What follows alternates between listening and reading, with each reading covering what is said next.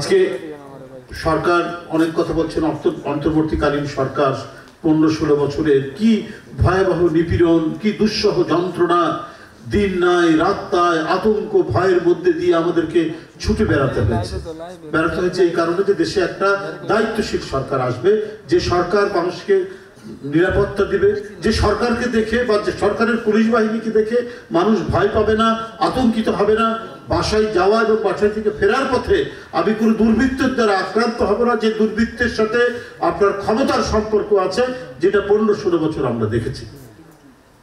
সেই ধরনের পরিস্থিতি থাকবে এবং প্রতিটি মানুষ যাতে তার চলা ফেরা খাওয়া পড়ার মধ্যে নিরাপত্তা বোধ করে। নিরাপত্তা শুধুমাত্র আমি আক্রমণের হাত থেকে বাঁচবো এই নিরাপত্তা নেই, এই নিরাপত্তা আছেই আমার খাওয়ার মধ্যে, আমার চলাফেরার মধ্যে, আমার পড়ার মধ্যেও তো নিরাপত্তা রয়েছে, সেটাও তো দেখতে হবে। সেই নিশ্চিত করার দায়িত্ব তো হচ্ছে একটি জনবান্ধব সরকার, যে সরকারের জনগণের ম্যান্ডেট আছে। অন্তর্বর্তীকালীন সরকারকে আমরা যখনই এই নির্বাচনের কথা বলা হয়, যে আপনি নির্বাচনের তারিখ দেন না কেন? সংস্কার তো কোনো স্ট্যাটিক বিষয় না। এটা আমরা একটা বড় কি বলে বট গাছ দেখেছি ঝিনাইদহের কালীগঞ্জের একটি জায়গায়, প্রায় অনেক জায়গা নিলে মিলে বহু পুরনো 200-300 বছরের বট গাছ। তো ওইরকম বটবৃক্ষ তো নয় সংস্কার, যে দাঁড়িয়ে আছে তো আছেই, এটা হিলবেও না, এটা নড়বেও না, এটা চড়বেও না। সংস্কার হচ্ছে একটা ধারাবাহিক প্রক্রিয়া। আজকে আমি যে জিনিসটা সংস্কারের যে কথাটা বলছি, যেটা সংস্কার হলো ধরলেন, এই সংস্কারটা হয়তো আরো 50 বছর পর আবার সংস্কার করতে হতে পারে। এটাই হচ্ছে নিয়ম, আইন তো তাই। মোগল আমলের আইন বদলেছে ইংরেজদের আমলে, ইংরেজদের আমলের বহু আইন আপডেট করতেছে। আপডেট করা মানে কি? ওটাই তো সংস্কার। সেই সময়ের জন্য উপযোগী ছিল, এখন হয়তো সেটা উপযোগী নয়।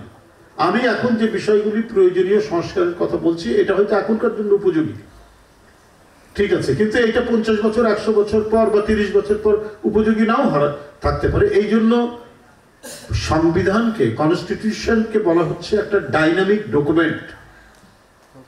এই ডাইনামিক ডকুমেন্ট বলা হয়েছে, এটা একটা ভারতের হাইকোর্টের একটা মানে হাইকোর্টের একটা তাদের অবজারভেশন সংবিধান সম্পর্কে।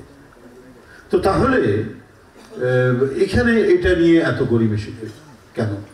একটা দায়িত্বশীল সরকার, নির্বাচিত সরকার থাকলেই আপনার সেখানে মানুষ কথা বলতে পারতো এবং সেই সরকার সবসময় সংকুচিত থাকতো যে আমাকে বাবা জনগণের কাছে জবাবদেহি করতে হবে। এটা তো শেখ হাসিনার সরকার হতো না, কোন রকমে একবার এসছে আর ছাড়বো না, তোরা যাই বলিস আমি আর ক্ষমতা ছাড়ছি না।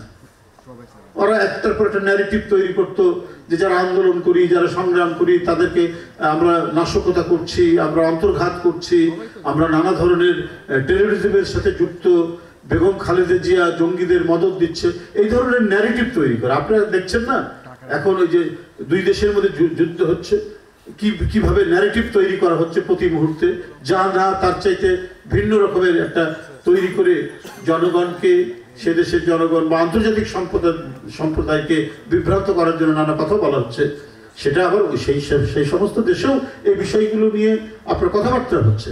শেখ হাসিনার সময় এই ধরনের ন্যারেটিভ তৈরি করা হতো, কারণ তার যে জোর করে ক্ষমতায় থাকা, সে যে আজীবন ক্ষমতায় থাকতে চায়, সে যে গণতন্ত্র মানে না, বহুদলীয় গণতন্ত্রের চর্চা, কনস্টিটিউশন, এগুলো গণতান্ত্রিক প্রতিষ্ঠান, এগুলো তার কাছে কোনো কিছুই ধর্তব্যের বিষয় নয় বলেই সেই এই পদ্ধতি অবলম্বন করেছিল। অপপ্রচার দিয়ে, নাশকতার কথা বলে, জঙ্গির কথা বলে এই কাজগুলো করেছে। তো এখন যদি নানা ধরনের ন্যারেটিভ তৈরি করা হয়, তাহলে তো একই মানে শেখ হাসিনারই পুনরাবৃত্তি হবে।